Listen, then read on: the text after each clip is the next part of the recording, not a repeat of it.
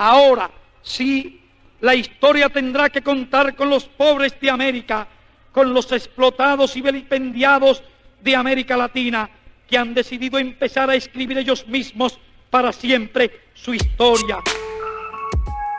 Quando existem condições, tais como as que se apresentam em nosso país, essas forças revolucionárias são criadas praticamente dia a dia e hora a hora.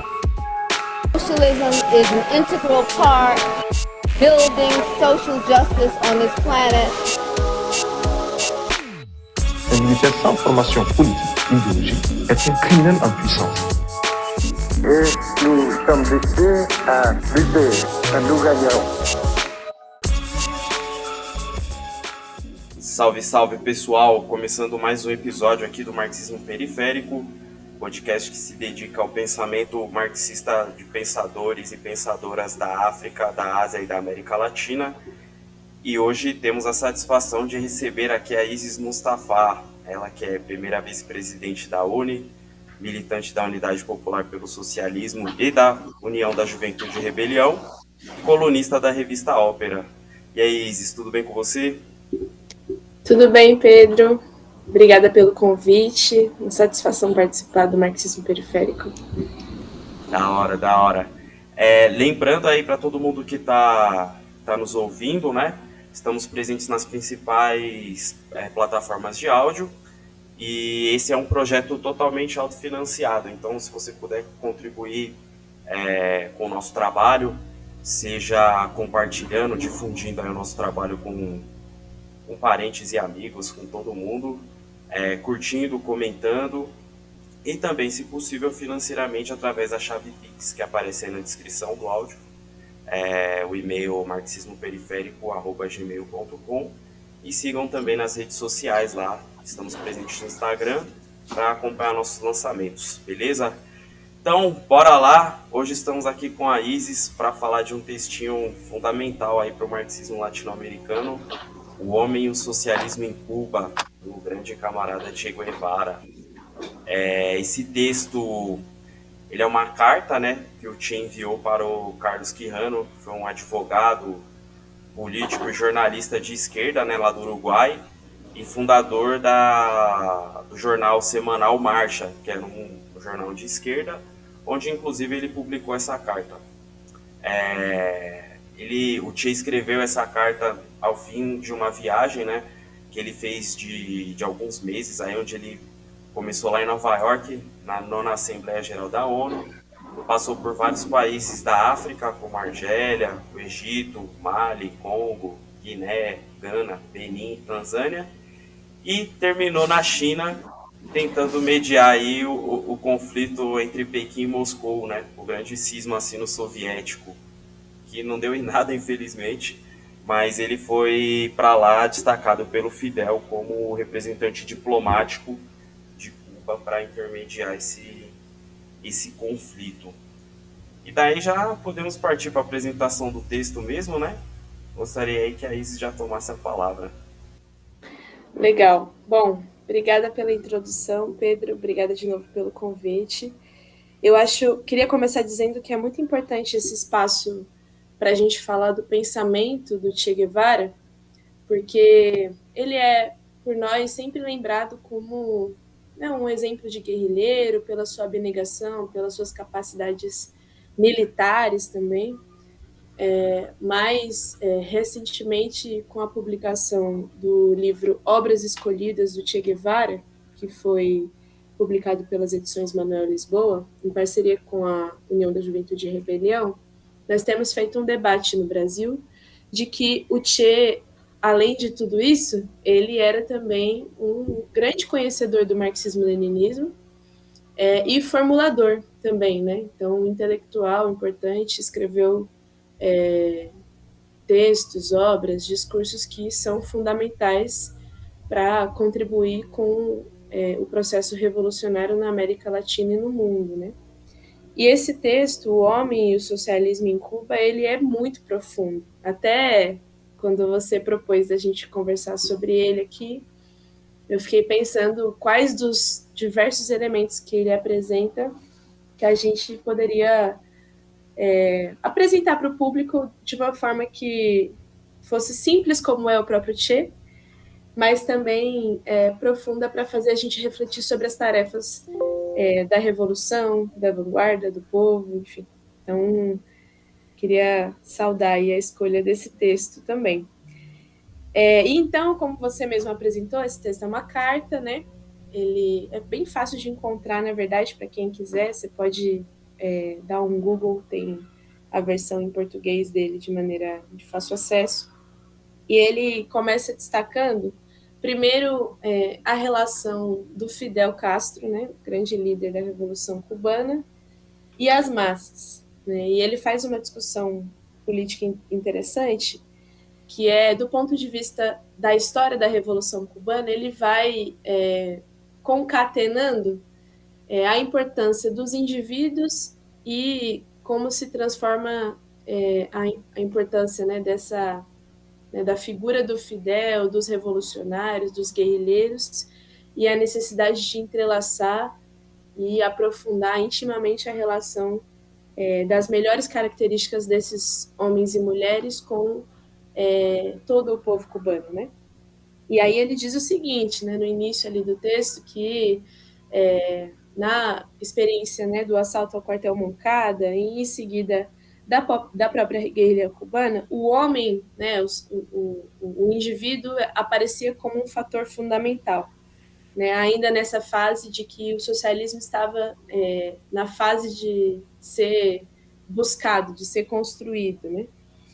E ele vai destacando as características que são, na opinião dele, fundamentais para que seja possível, primeiro, realizar de fato o assalto ao poder, mas que isso seja ligado ao desejo, né, às aspirações daquele povo trabalhador, guerreiro que construía Cuba, né? E aí ele define, inclusive, o papel da vanguarda nesse texto como são ali os melhores filhos e filhas do povo com a capacidade de suscitar uma consciência revolucionária e um entusiasmo combativo, quer dizer, de disseminar entre as pessoas a necessidade de fazer de fato a revolução e esse ímpeto, né, de botar fim a esse processo de profunda exploração e violência que a ditadura do imperialismo norte-americano estava submetendo o povo cubano. E aí é muito louco, porque ele vai destacando as características heróicas, né, desses homens e mulheres que ali no processo da tomada do poder se sobressaem, né? Então, a capacidade de sacrifício, né, que aqueles que estavam buscando ali no processo revolucionário construir uma alternativa perante as várias incursões que o imperialismo norte-americano fazia na consciência das pessoas, né? Então, enfim, daqui a pouco a gente vai chegar um pouco mais nisso, mas o Che, ele coloca nesse texto, eu acho que o principal do texto não é suficiente somente o ímpeto da vanguarda revolucionária, é preciso interligar isso com as massas, né, que são o elemento fundamental para a vitória da revolução. O povo é o elemento fundamental.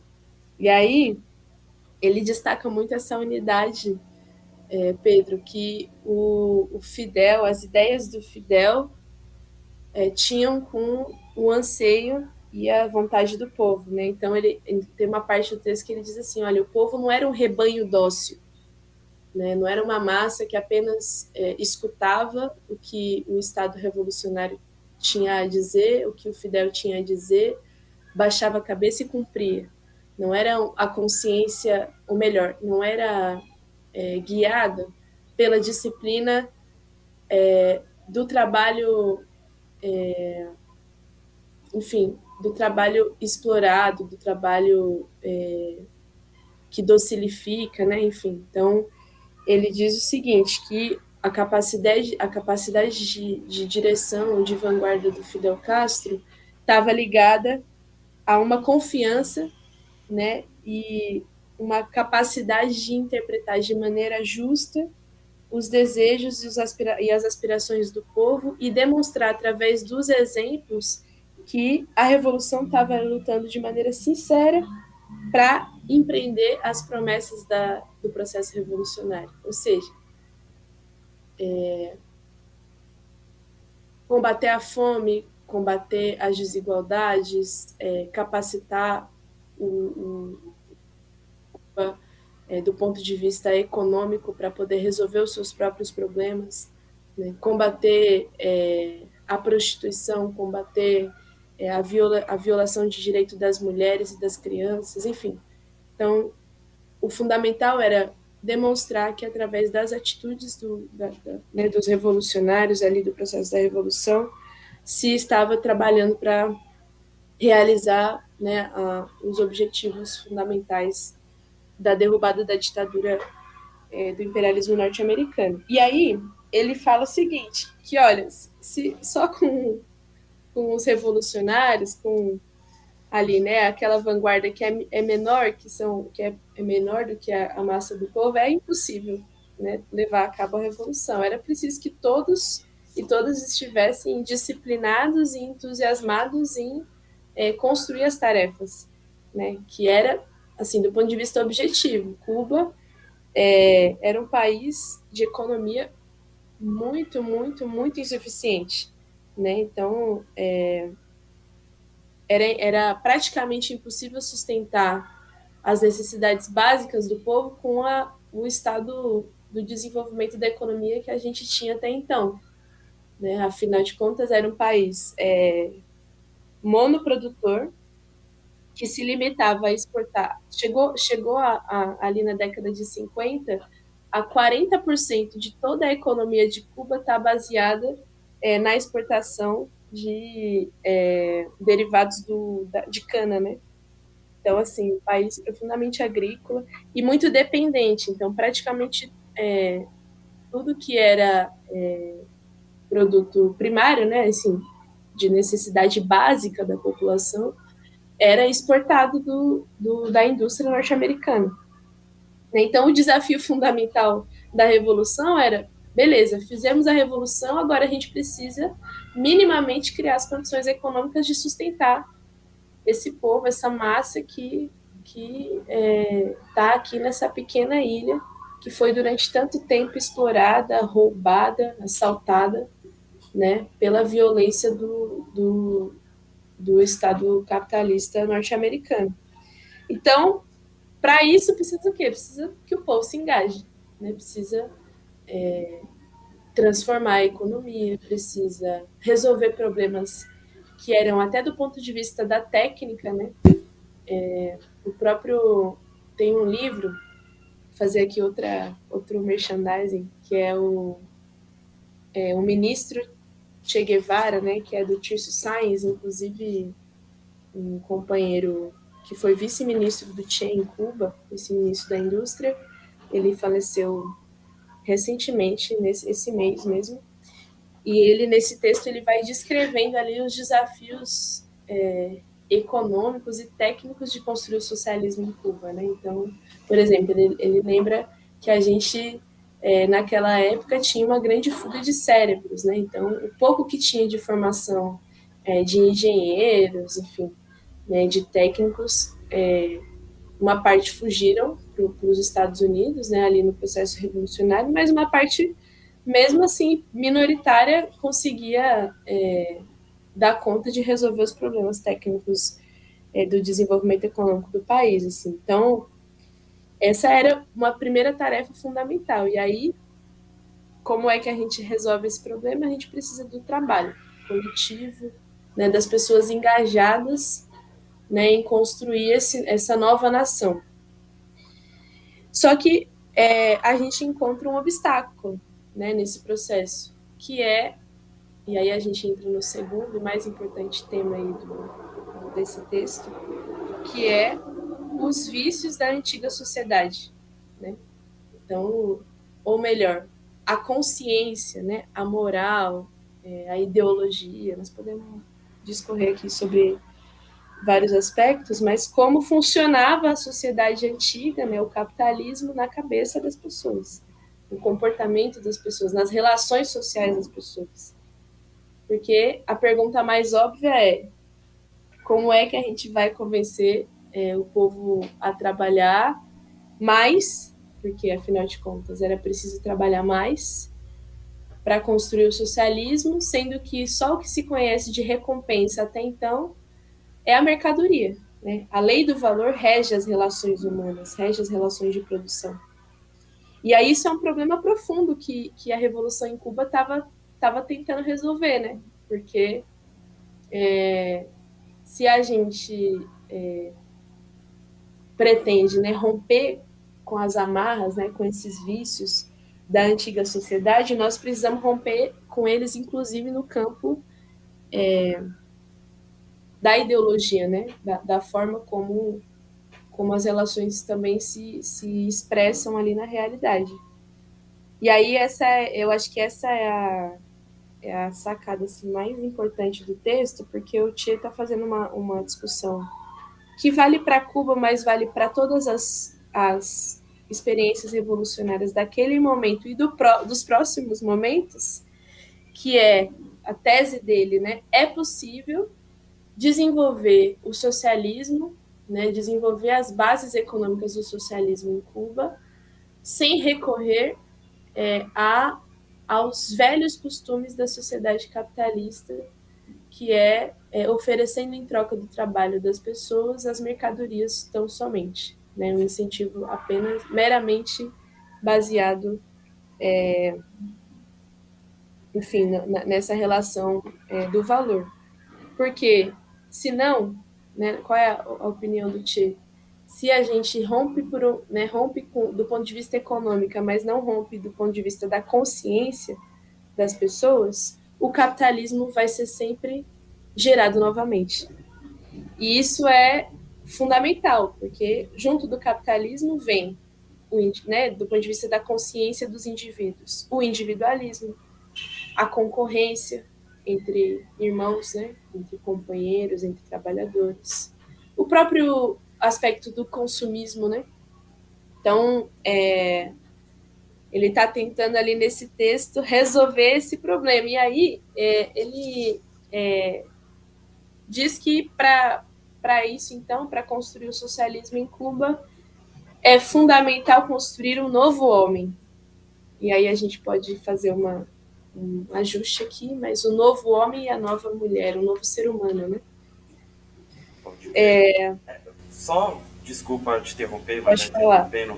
É que eu acho que esse texto, a partir desses elementos que você ressaltou, né, e até o que ele indica no começo, na real, que ele é muito importante, acho que para ajudar a gente a refutar aquela crítica liberal da suposta sujeição do indivíduo ao Estado, né, tipo, da diluição da individualidade em meio ao coletivo, que eu acho que é algo muito em voga hoje, né, dentro dessas propostas mais extremas, assim, né, tipo anarcocapitalismo, esse tipo de babaquice.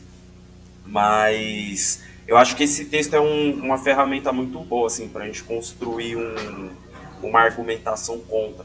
E é algo que acho que o Che ele coloca lá no início, né, como um elemento central do que ele vai discorrer mais abaixo, e como está pontuado em vários momentos do texto, né.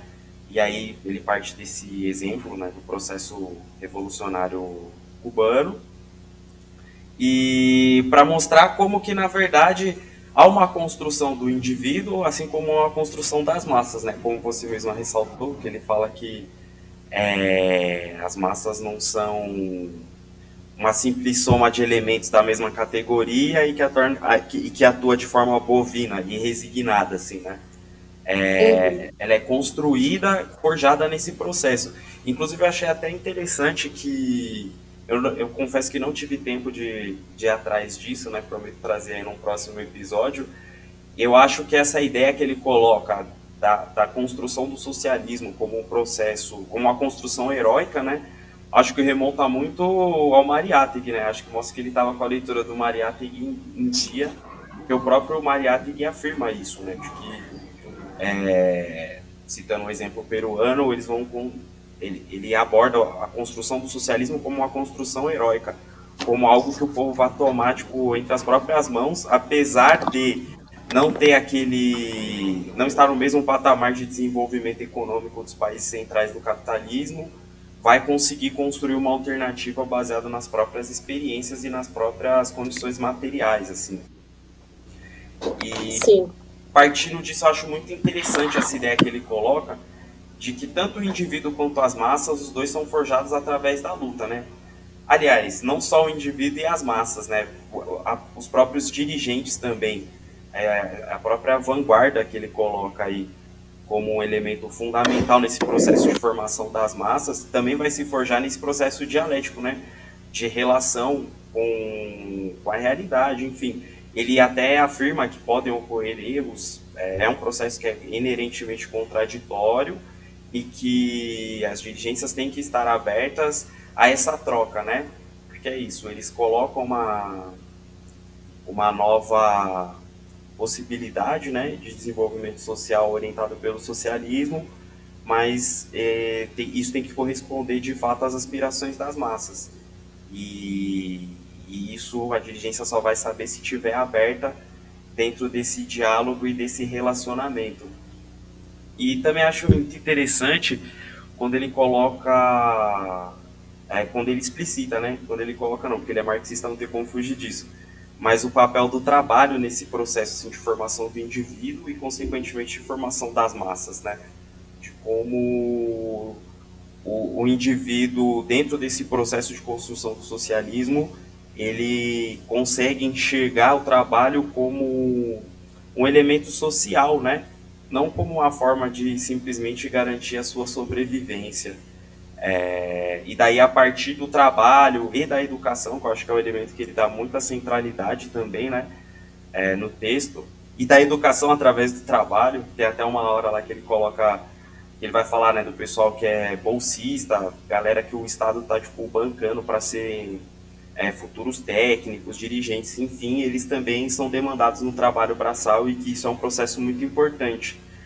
E de que o trabalho passa a ter um caráter pedagógico, não como um castigo, né? Mas como uma forma de educar as pessoas, de educar os indivíduos, as massas e os próprios dirigentes também. Sim, e foi importante você voltar nesse início do texto, Pedro, porque ele está fazendo uma luta assim política e ideológica pesada contra essa teoria de que no socialismo se anula né, as características individuais, as aspirações, principalmente porque ele está falando, olha, no socialismo nós vamos construir, né, um novo tipo de ser humano em que as suas aspirações individuais, os seus desejos, enfim, as suas conquistas vão estar todas ligadas a uma satisfação do projeto social e coletivo. E que a capacidade ali do Estado revolucionário, que o Estado revolucionário precisa desenvolver, e aí ele usa o Fidel como exemplo de expressão máxima da possibilidade da vanguarda de fato fazer isso. Ele usa até o exemplo dos 2 diapasões, né? Então, o Fidel escuta,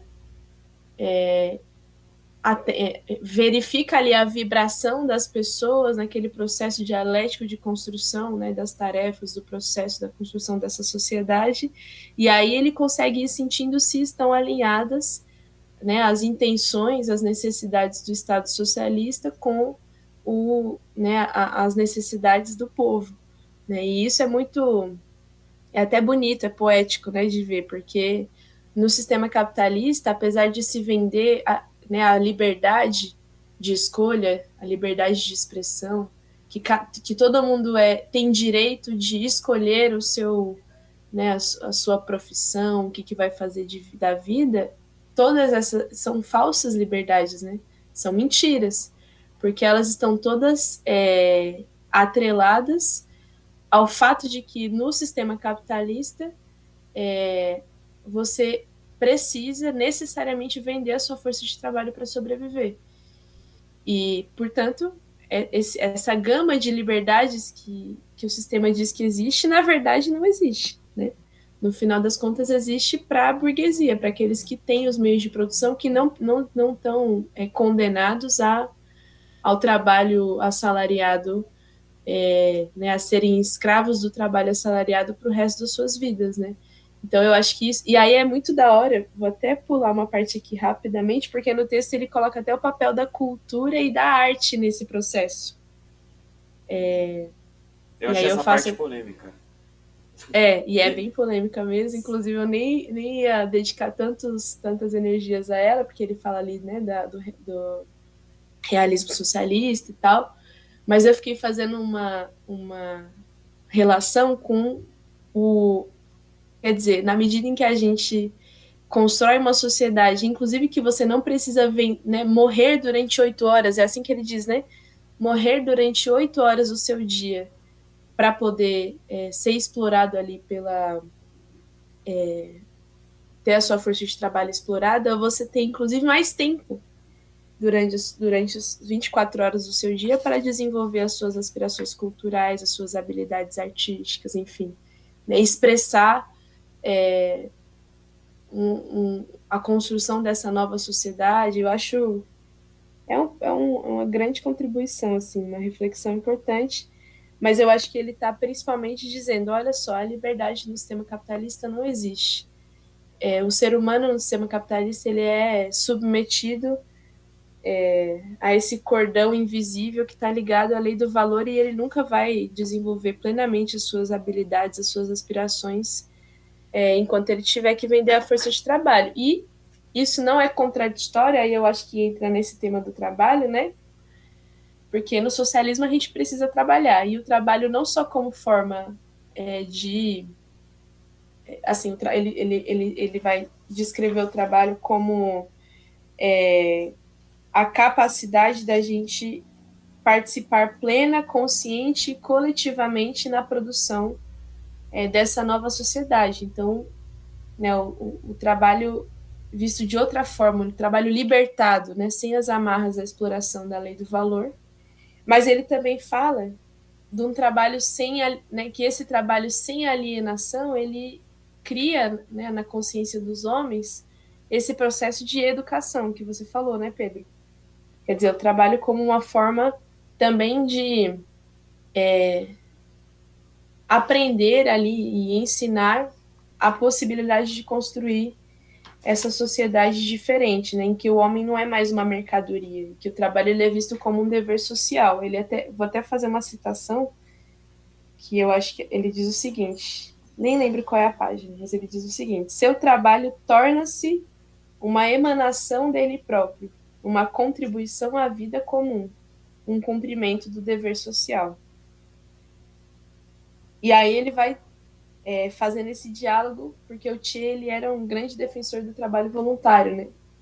E os ministérios ali do Estado revolucionário, na vanguarda do partido, era um trabalho voluntário obrigatório. Então, vamos supor, você trabalha lá 6 dias e no dia de folga do Che ele ia trabalhar, né, na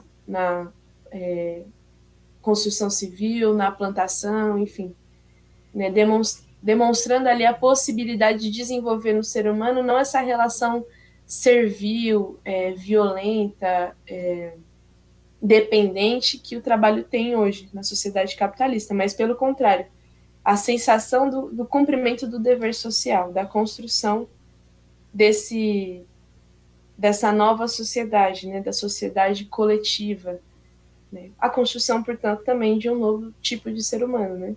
Pode crer. Enquanto você estava falando, né, eu fui até atrás, porque também foi uma passagem que me marcou muito, essa coisa que ele fala de morrer diariamente 8 horas, e fala da arte, né, que ele fala, morre diariamente às 8 e mais horas em que atua como mercadoria para ressuscitar na sua criação espiritual.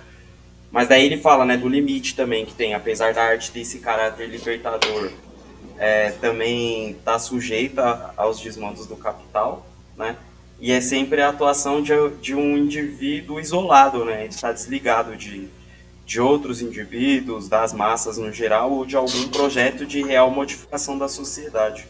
Eu acho que isso, um exemplo, acho que muito bom disso, assim, pode ser cultura periférica no geral, né?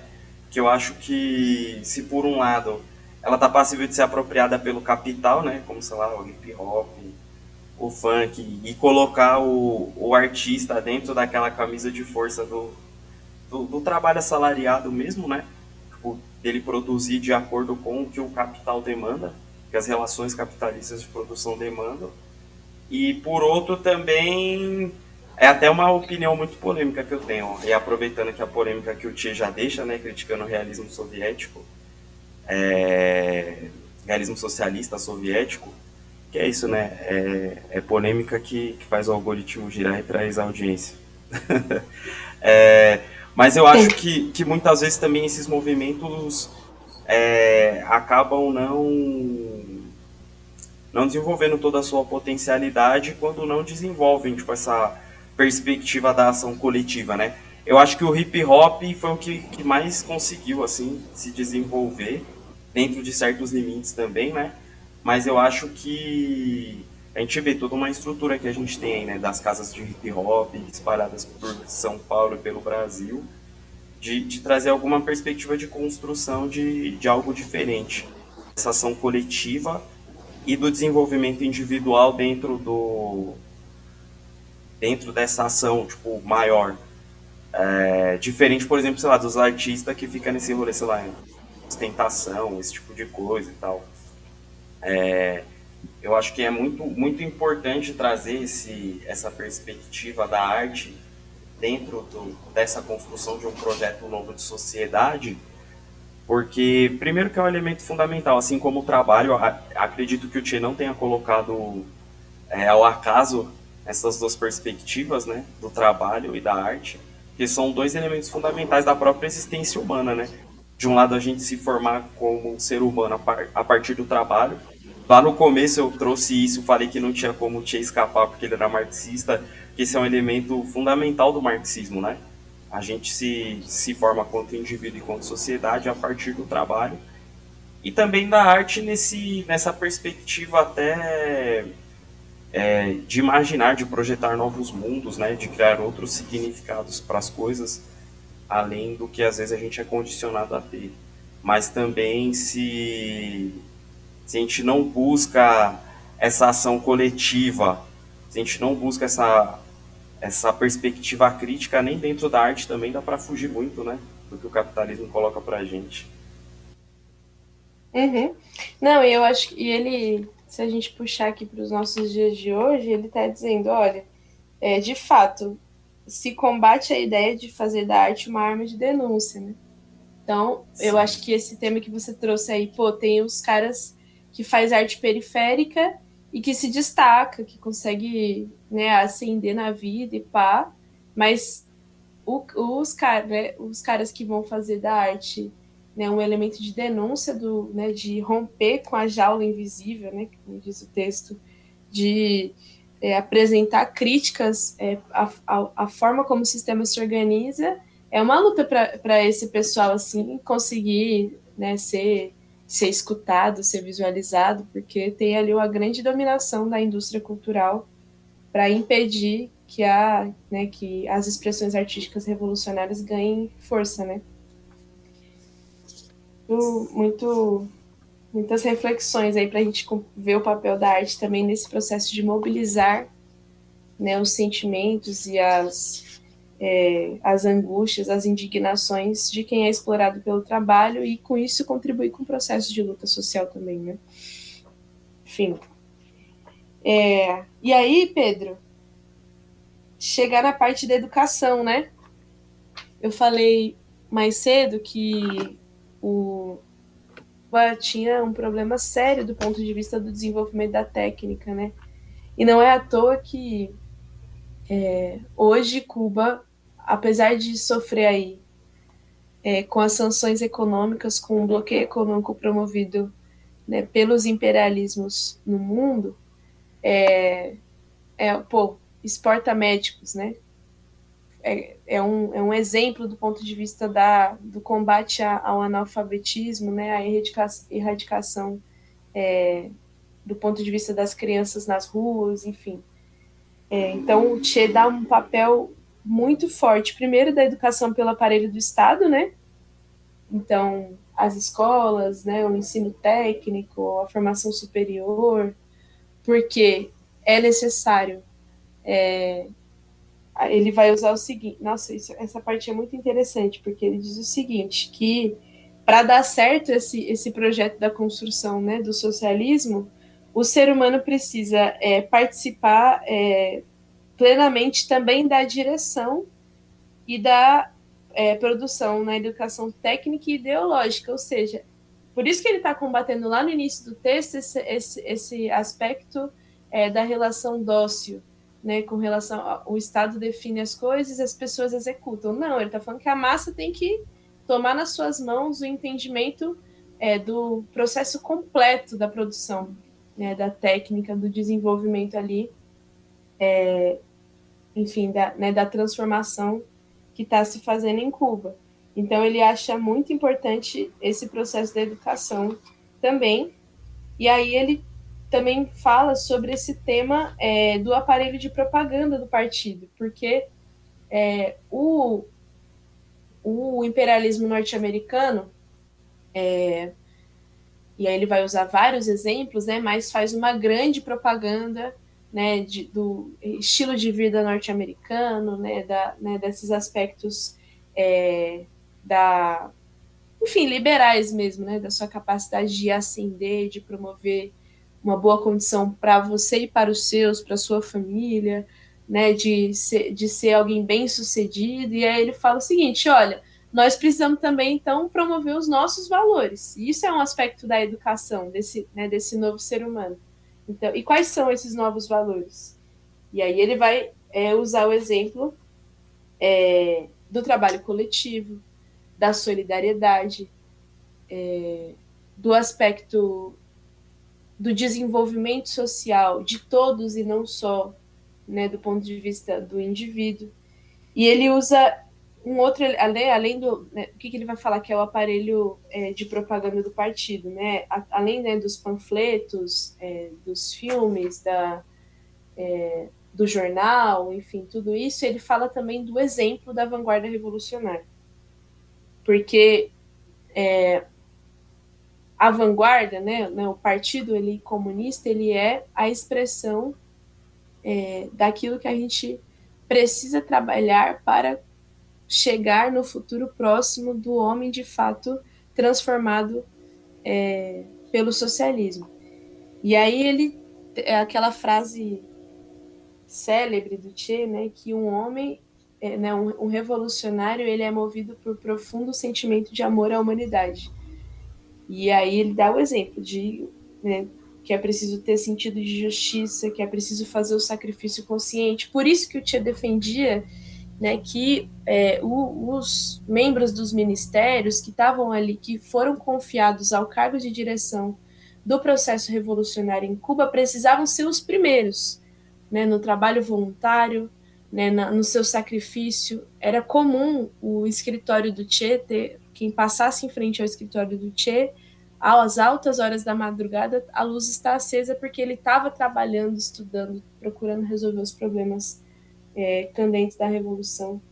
Então ele usa esse tema ali da necessidade do exemplo de ser fundamental do processo de formação dessa nova consciência e dessa nova moral nas pessoas debaixo do socialismo. E eu acho que aí é uma outra luta política e ideológica, porque no capitalismo, se você ascende na sociedade, digamos assim, se você ocupa ali um cargo de governador, de prefeito, de deputado, ou mesmo de chefe na empresa, você tem exatamente o contrário.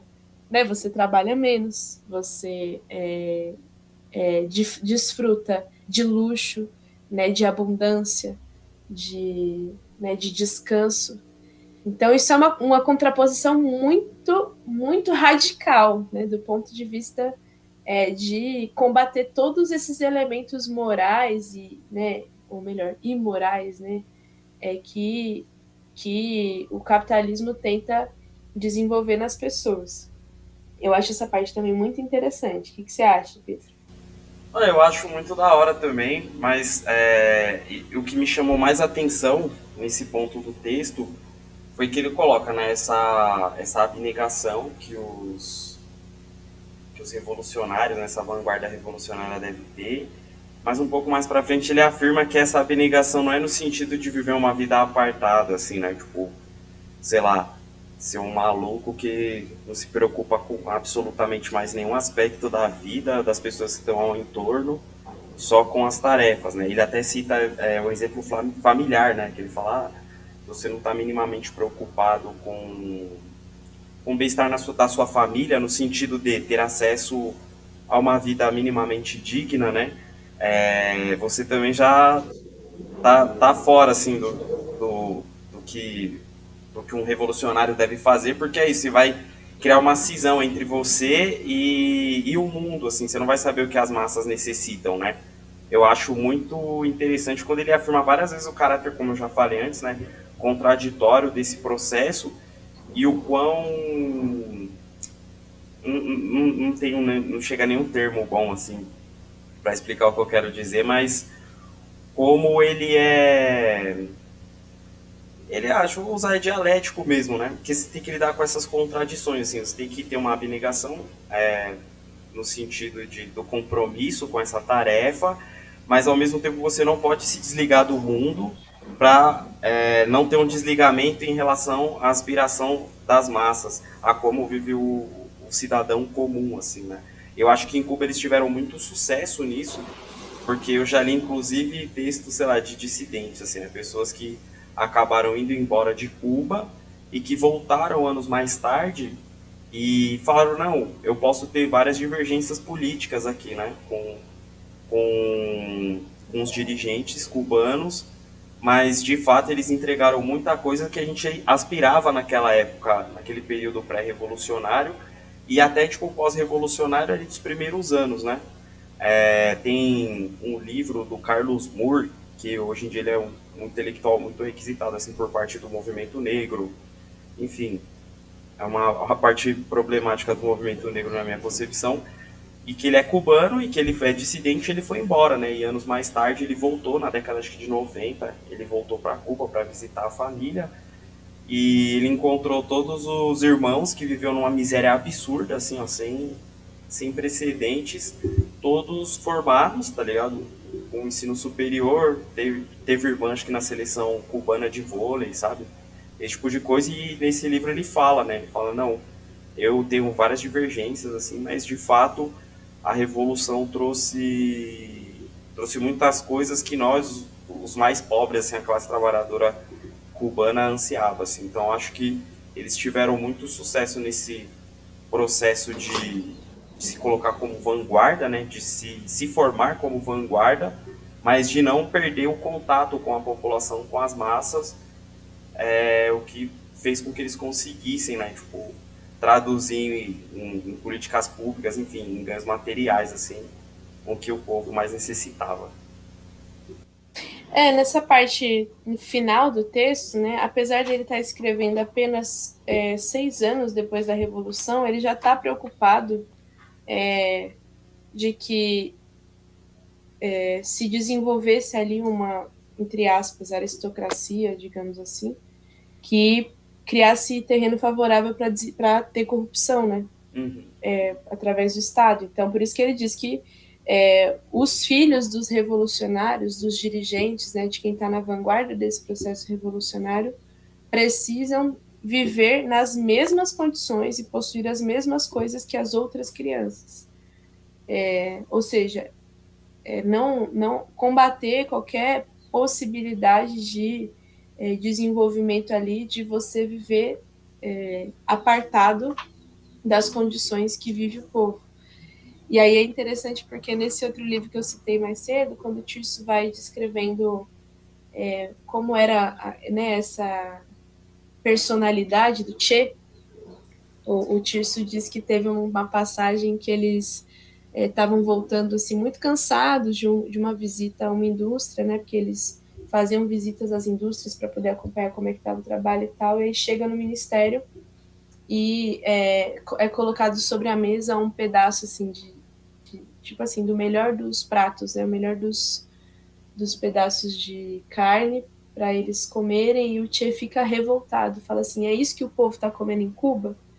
E aí eles dizem que não, de fato, mas como eles estavam muito cansados, tinham trabalhado muito, eles mereciam. E o Che fala, não, pode levar porque eu vou comer o que o povo está comendo em Cuba. E se não temos todas as condições de comer o melhor dos pratos, então nós todos vamos comer o que é possível, né, nesse estágio do desenvolvimento da revolução. Então eu acho que pegar pelo exemplo, né, de não se apartar do povo, eu acho que é nesse sentido que ele diz, né, de viver nas mesmas condições, de só ter o direito de receber o título, né, de dirigente da revolução, porque estava ali ligado às massas, diferentemente do que a ideologia liberal, a ideologia do capitalismo promove, né? Se você for visitar, se você entrar em qualquer igreja neopentecostal aí dessas da prosperidade, né? O que eles estão defendendo? Da ideologia da? Teologia da prosperidade. Teologia da prosperidade, isso mesmo, obrigada. O que eles estão dizendo? Olha, que você só é amado por Deus se você usa as melhores roupas, se você conquista o seu carro próprio, a sua casa. Não importa como é que o resto do povo está vivendo. Não importa se você andar na rua e tiver uma criança de 5, 6 anos de idade pedindo esmola. O fundamental é que, para você estar mais próximo de Deus, se você realmente merece, você tem acesso às riquezas materiais do mundo, né? E isso é um ponto de vista muito individualista, né? Muito violento, que somente uma sociedade adoecida pode convencer a massa do povo de que esse é o jeito certo de viver, né? Então, o socialismo é mais uma grande contribuição à humanidade, nesse sentido, né? Sim, e aí... Desculpa, só para não perder o fio da meada aqui, que tem um outro aspecto lá no comecinho do texto também, que eu achei muito sensacional, assim, dele falar, né? Que ele começa lá e fala, ó, criticam sempre o socialismo e falam que vai diluir as individualidades no meio das massas, né? Vai sujeitar o indivíduo ao Estado. Isso que ele fala, na formação da consciência no capitalismo, ocorre isso. Que primeiro se recorre à força, né? Que acho que a gente é muito ensinado, sei lá, na escola, assim, até a concepção de que parece que o capitalismo simplesmente aconteceu, né? Em algum momento lá a galera falou, ó, quero ser burguês, pá, capitalismo a partir de hoje. Mas não, foi um processo violento dentro da própria Europa, quem dirá para nós que estamos aqui na periferia, na América Latina, na África e na Ásia. Não apenas foi, como ainda é muito violento.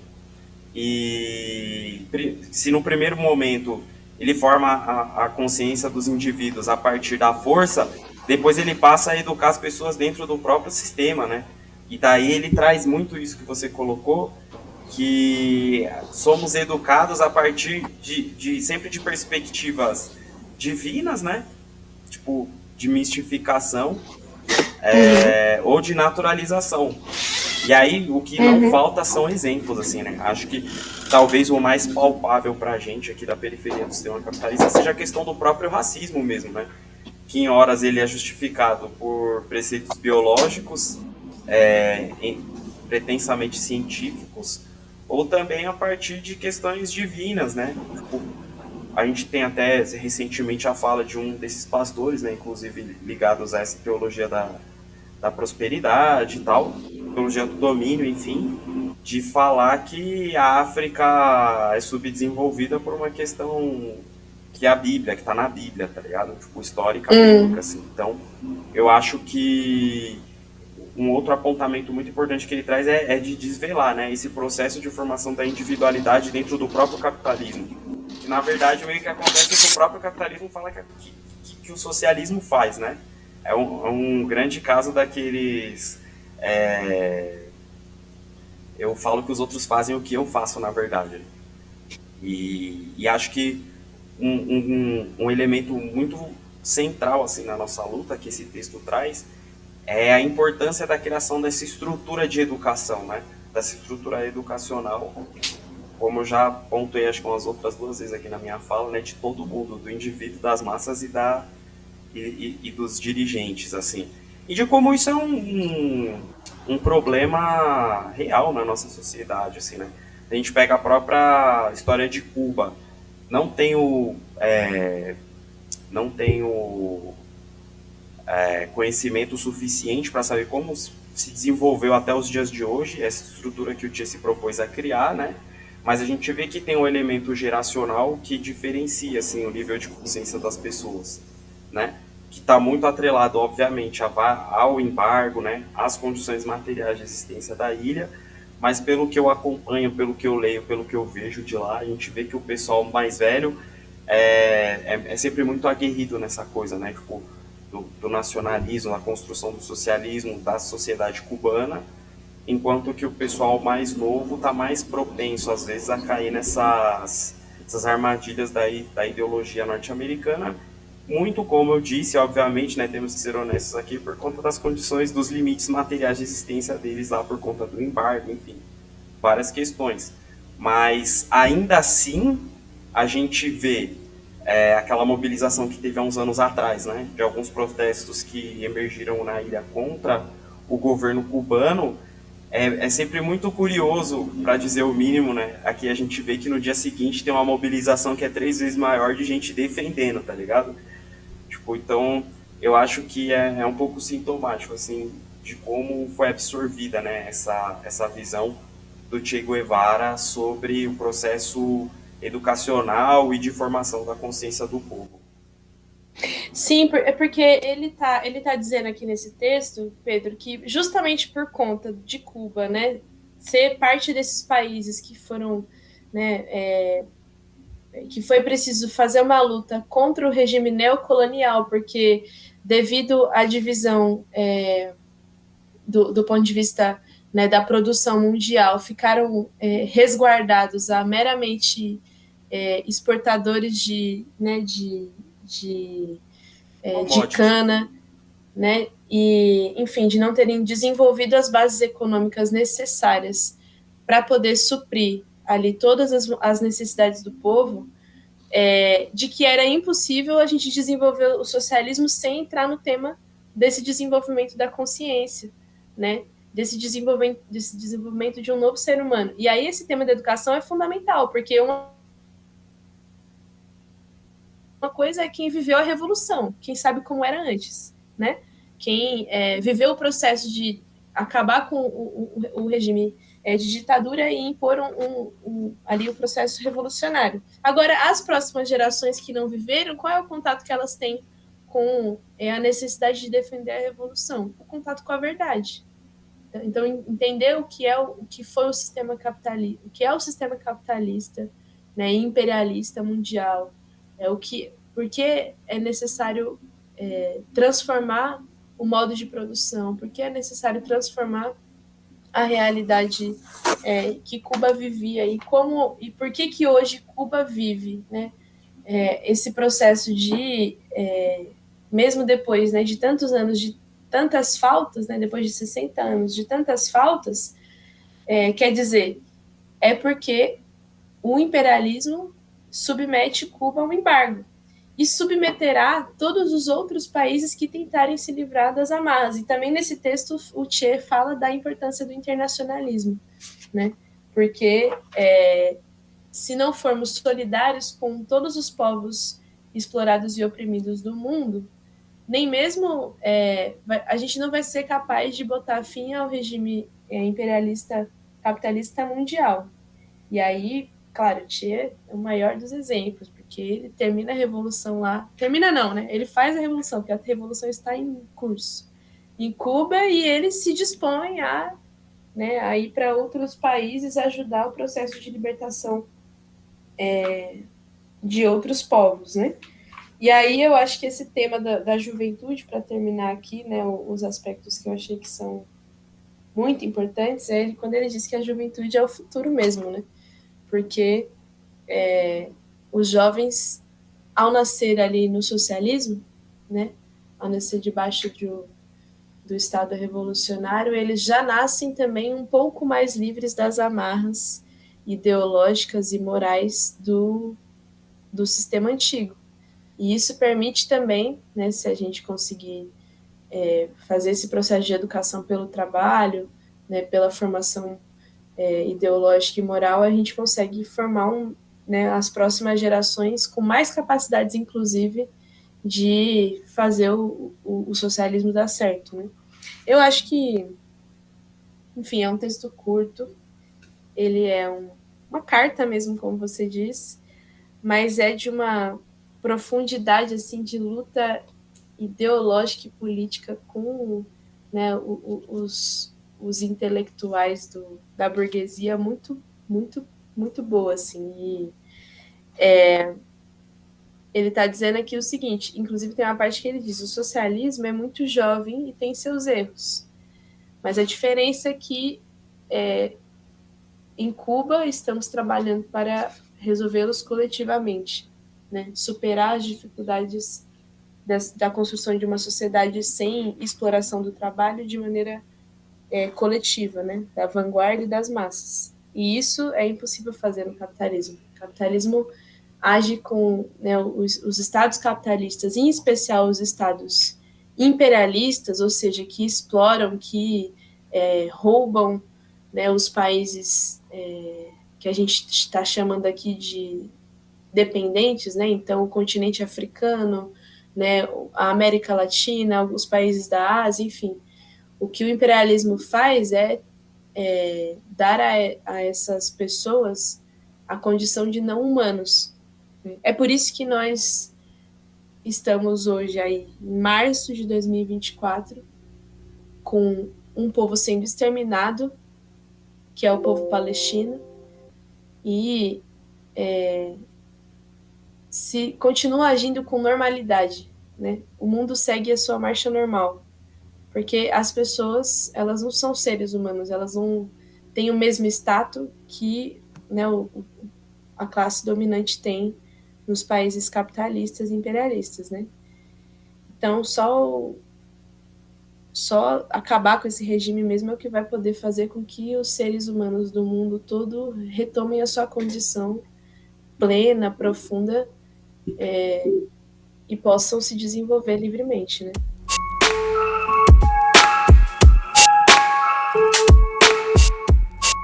É isso. Isis, queria agradecer demais sua participação. Espero que você tenha curtido a nossa conversa. E fala aí pra galera onde podem acompanhar seu trabalho, enfim, divulgar aí as iniciativas que você faz parte e tal. Legal, Pedro. Obrigada pelo convite. Valeu por dar espaço para o Tchê falar aqui no Marxismo Periférico. Tem muita coisa do Tchê, viu? Então, é uma contribuição muito profunda aí para, né, pensar numa nova geração de jovens revolucionários, enfim, desse processo da luta pela libertação da América Latina e dos povos latino-americanos. E queria fazer aí a divulgação, né, desses 2 livros que eu citei, que são das edições Manuel Lisboa. Então, o primeiro é Obras Escolhidas de Che Guevara, que tem pensamento estratégico militar do Che, tem formulação sobre a moral comunista, sobre a organização do partido. Então, podem procurar e fortalecer. E O Ministro Che Guevara, que é do Tirso Sainz, também uma obra que a gente publicou recentemente. As 2 estão disponíveis no site do jornal A Verdade.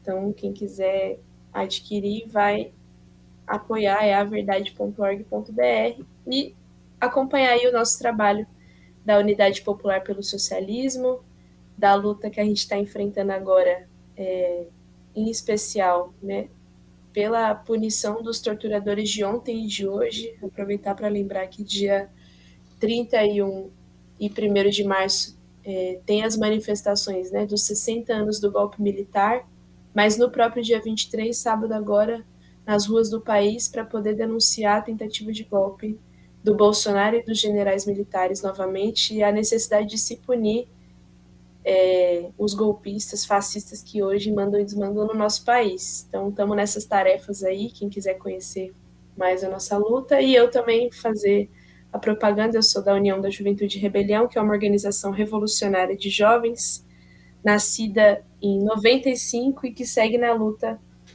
para a gente tentar se parecer um pouquinho mais com o Che Guevara e poder fazer uma revolução no Brasil. Acho que é isso. Obrigada pelo espaço, Pedro.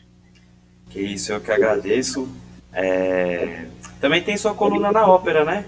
Tem uma periodicidade, assim?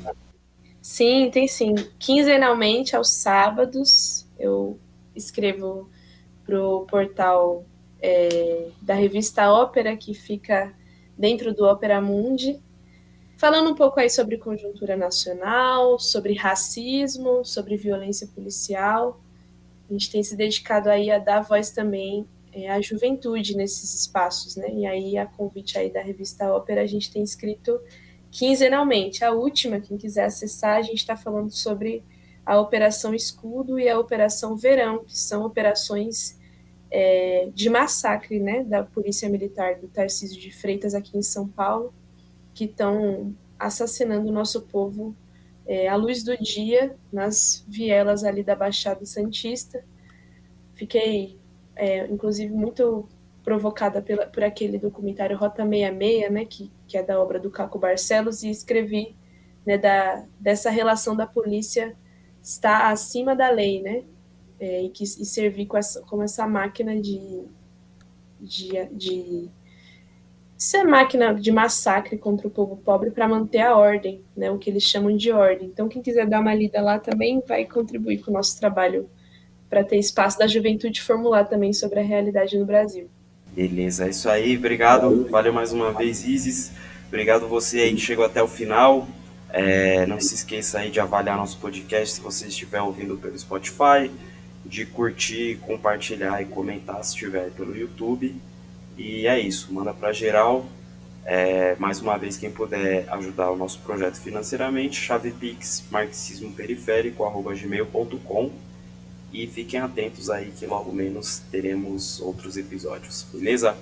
Obrigadão aí, tamo junto, venceremos.